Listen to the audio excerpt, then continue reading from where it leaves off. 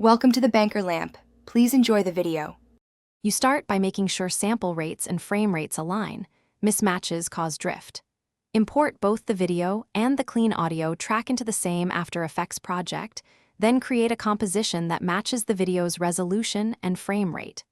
Once done, drag the video onto the timeline and place the separate audio under it. This gets your layers ready for timing work and avoids later resampling issues. Make sure to disable any automatic interpretation that changes frame rate, so timings. Now you align audio visually and precisely. Press LL to reveal waveforms and zoom into C peaks.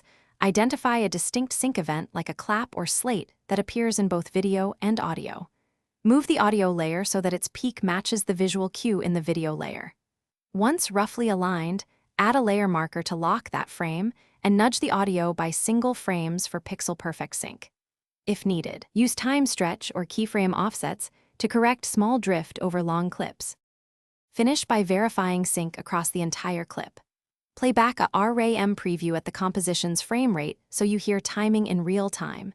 Scan for drift or intermittent misalignments. For tiny drift, apply time remapping or time warp only to the problematic segment. For persistent drift across long takes, pre-render the corrected audio and replace the original layer. Finally, export using Media Encoder or Render Queue, confirming audio codec and sample rate settings so the delivered file preserves sync in downstream. Thanks for watching. If this was helpful, leave a like and consider subscribing. See you next time.